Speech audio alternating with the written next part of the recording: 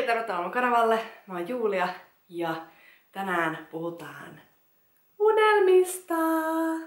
Tänään puhutaan siis asiasta, jota mä kutsun unelmien paradoksiksi. Pieni backstory tähän videon aiheeseen. Mä nimittäin aikaa sitten olin kävelemässä aamulla töihin ja silloin oli tosi kovat pakkaset ja oli todella kylmä.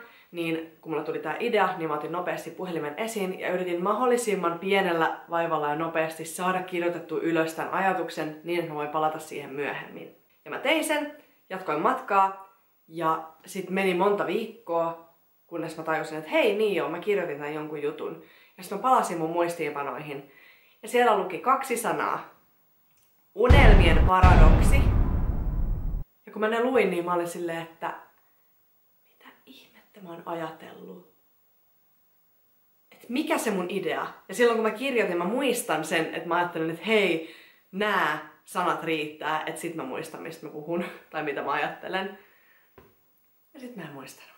No, ei auttanut muu kuin vaan jatkaa elämää, ajatella, että no, se on nyt vaan siellä ja ehkä se vielä tulee mun mieleen. Muistutus mulle itselleni, että mä voisin tehdä äänimuistiinpanoja, kun tapahtuu tällaista. Niin sit mä lyhyessä ajassa saisin selitettyä enemmän auki mun ajatuksia. Niin sitten ei tulisi tällaisia väärinymmärryksiä tai unohduksia. No, mä olin unohtanut sitten, että mitä unelmien paradoksi tarkoittaa. Ja sitten mä vaan jatkoin elämää, kunnes yksi kaunis päivä, kuin salama kirkkaalta taivaalta se tuli mun mieleen. Mä olin silleen, että niin joo, tätä mä tarkoitin. Ja sit mä istun nyt tässä kertomassa teille unelmien paradoksista.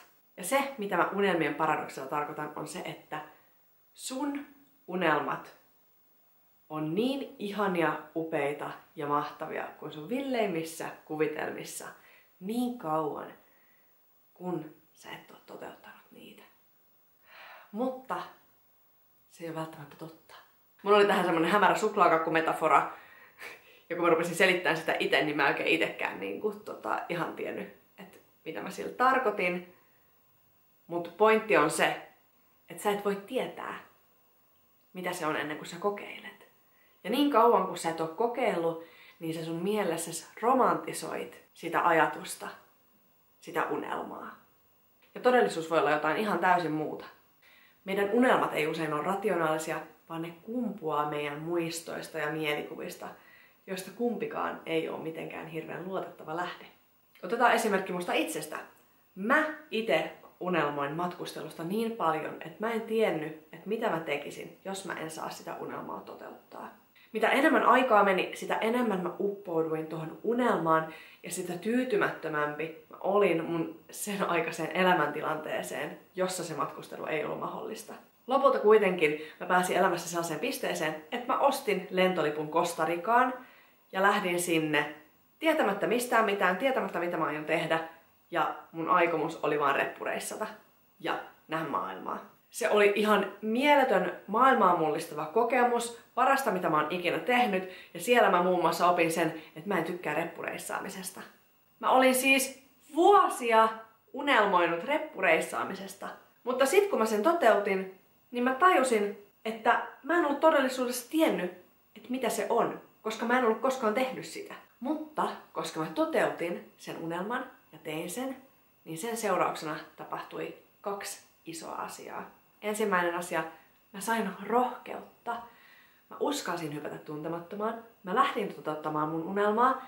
Ja vaikka mä tajusin siellä, että mä en oikein tykkää reppureissaamisesta, niin se, että mä olin unelmoinut tosta vuosia ja uskalsin lähteä toteuttamaan sen, niin mä olin niin iloinen siitä. Koska muuten mä olisin vaan jatkanut siitä unelmointia ja se olisi vaan myrkyttänyt mua entistä enemmän sitä mun sen hetkistä elämäntilannetta kohtaan. Ja toinen asia, mä opin itsestäni aivan valtavasti. Mä siellä reissatessa opin tajuamaan, että okei, no, että mistä elementeistä mä siinä matkustelussa oikeasti tykkään. Ja mistä en. Ja siten mulle muotoutui siihen liittyen uudenlaisia unelmia. Tällä hetkellä mä unelmoin siitä, että mä eläisin pidempiaikaisesti jossain lämpöisessä maassa, jossa sellaiset aurinkoiset rantapäivät on vaan osa arkea. Ja voi olla, että sit kun mä oon tehnyt sen, niin mä palaan häntäkoipien välissä Suomeen. Mutta sittenpähän mä oon oppinut itsestäni taas ihan valtavasti lisää. No minkä takia unelmia sit pitää edes lähteä toteuttamaan, jos ne tuottaa pettymyksen ja se niiden toteuttaminen pilaa ne. Elämä on yksi iso oppimiskokemus. Sun kokemukset muovaa sun todellisuutta ja sun valinnat muovaa aina sitä seuraavaa valintaa. Jos mä en olisi lähtenyt rohkeasti toteuttamaan mun unelmia, niin mä varmaan vieläkin unelmoisin tuosta reissaamisesta. Sitten kun mä toteuttaisin sen, niin mä tajuaisin, että hei, tää ei ollutkaan mua varten. Näistä asioista mä tykkäsin ja näistä mä en tykännyt. Ja sit mä muovaisin sitä mun unelmaa tai löytäisin jonkun uuden unelman. Mitä rohkeammin sä toteutat itseäsi ja sun haaveita, sitä enemmän sä pääset tutustumaan suhun itseen. Ja mitä paremmin sä itses tunnet, niin sitä pidemmälle sä voit päästä. Ja sitä tyytyväisemmäksi sä voit itses tehdä. Koska sä tiedät, mistä sä tykkäät ja mitä sä haluat. Ja sä myös teet niitä asioita.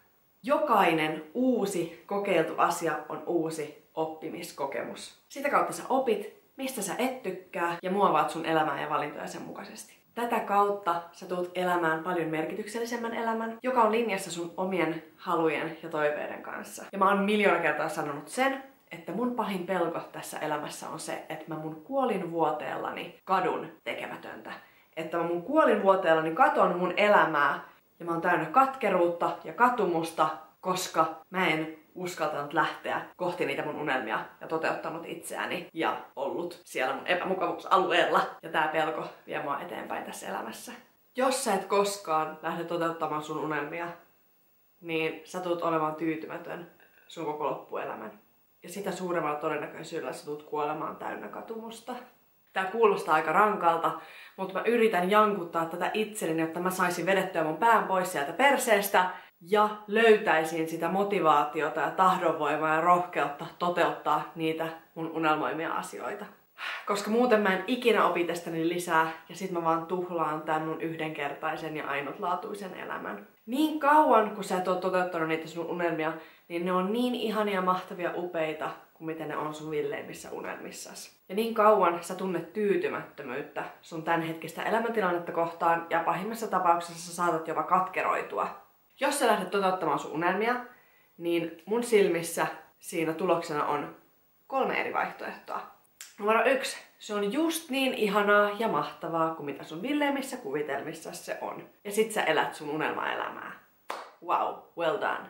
2. Se ei ollutkaan niin ihanaa ja mahtavaa kuin mitä sä olet kuvitellut. Sä opit itsestäsi ja sun unelmistasi lisää. Saat lisää rohkeutta unelmien tavoitteluun. Ja sen seurauksena sä lähdet rohkeammin kohti niitä sun uudesti muovautuneita unelmia. Tai numero 3. Se ei ollut yhtään mitä sä kuvittelit. Ja sit sä palaat sun normaalin arkeen ja elämäntilanteeseen täynnä uudenlaista kiitollisuutta sitä kohtaan, mitä sulla on. Ja näin ollen sä oot huomattavasti tyytyväisempi sun normiarkeen kuin mitä sä olit ennen niiden unelmien tavoittelua. Mun mielestä jokainen näistä vaihtoehdoista kuulostaa hyvältä. Muista, että unelmat ei oikeasti todellisuudessa ole mikään muuttumaton asia, jota sä tavoittelet.